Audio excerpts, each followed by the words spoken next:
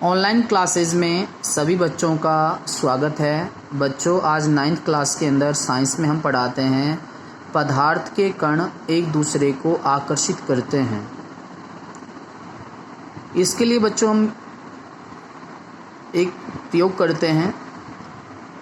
हम क्या करते हैं, एक लोहे की कील लेते हैं, एक चौक का क्या लेते हैं बच्चों, टुकड़ा लेते हैं और एक रबर बैंड लेते हैं। ठीक है बच्चों। अब हम क्या करते हैं, इन पर हथौड़ा मारते हैं। क्या मारते हैं बच्चों? हथौड़ा मारते हैं। हथौड़ा मारने पर हम देखते हैं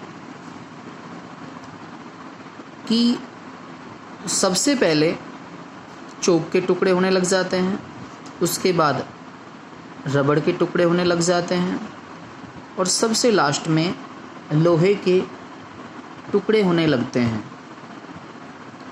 तो आप समझ गए होंगे लोहे के टुकड़े इतनी देरी से क्यों हुए, क्योंकि लोहे के जो कण हैं वो आपस में आकर्षण बल से जुड़े हुए थे।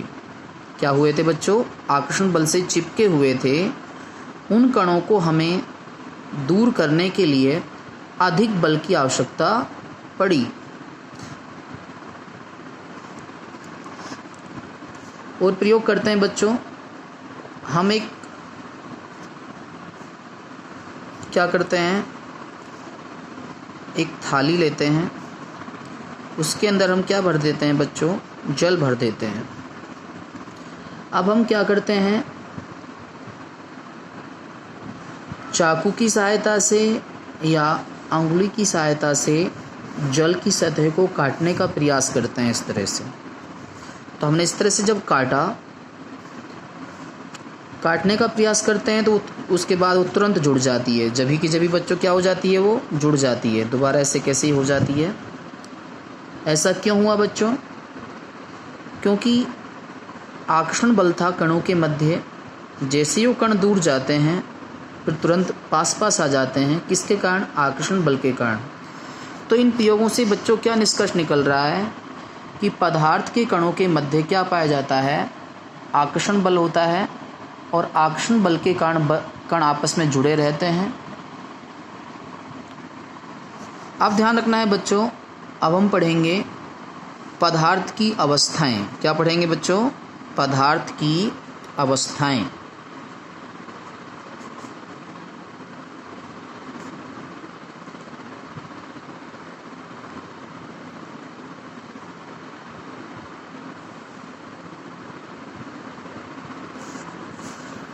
देखो, पदार्थ की वैसे मुख्य रूप से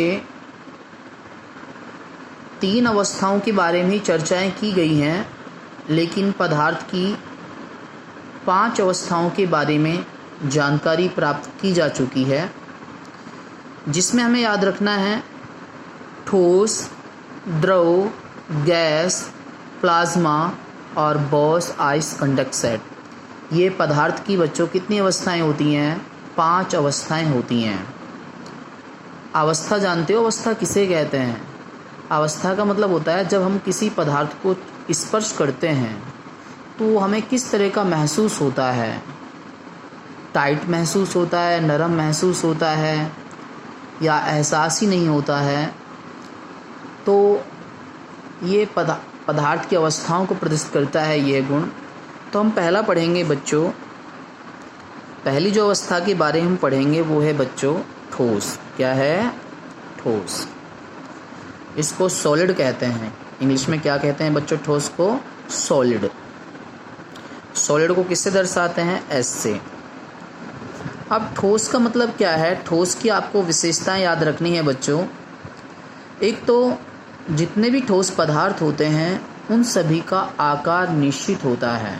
याद रखना है बच्चों, आकार क्या होता है? निश्चित।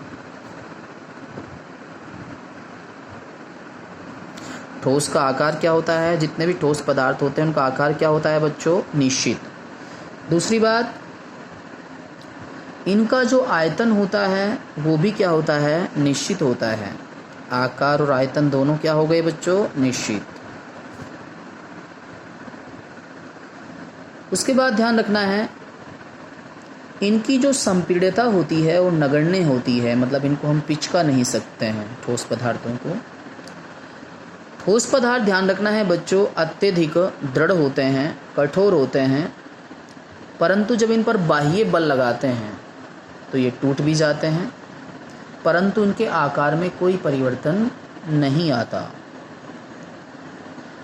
ध्यान रखना है बच्चों।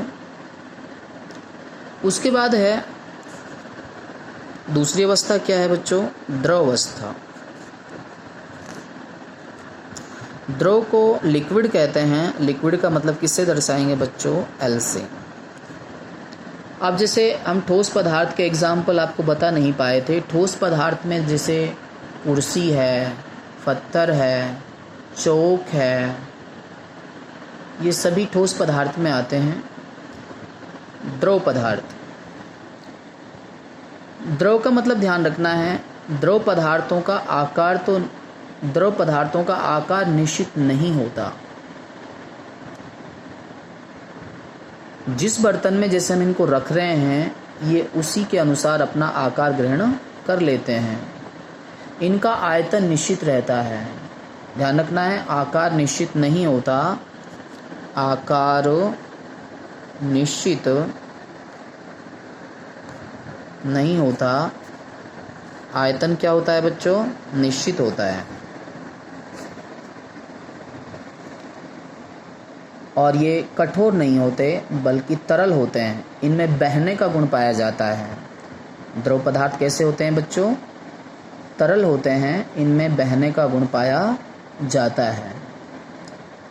ध्यान रखना है बच्चों।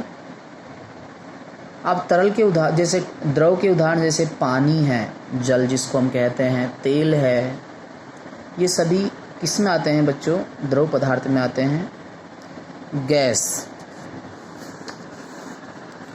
अगला क्या है बच्चों? गैस।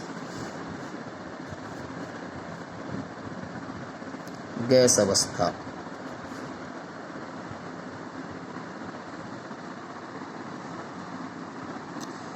गैस अवस्था तीसरी अवस्था है ये।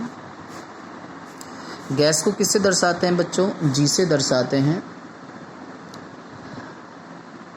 ध्यान रखना है, गैस का आकार और आयतन दोनों ही अनिश्चित होते हैं। आकार व आयतन दोनों ही क्या होते हैं? अनिश्चित होते हैं। दूसरी बात,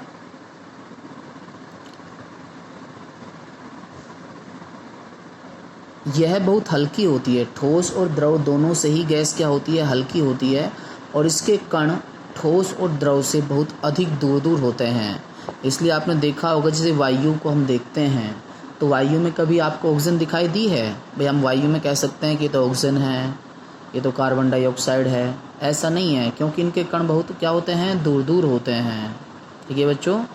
और इसमें विसरण की दर भी क्या होती है? बहुत अधिक होती है। जैसे एक कोने में हम गैस रख दें और हम दूसरे कोने में उसकी गंध का एहसास करें तो हम तक पहुंच जाती है। तो आप समझ गए होंगे विसरण की दर बहुत क्या होती है?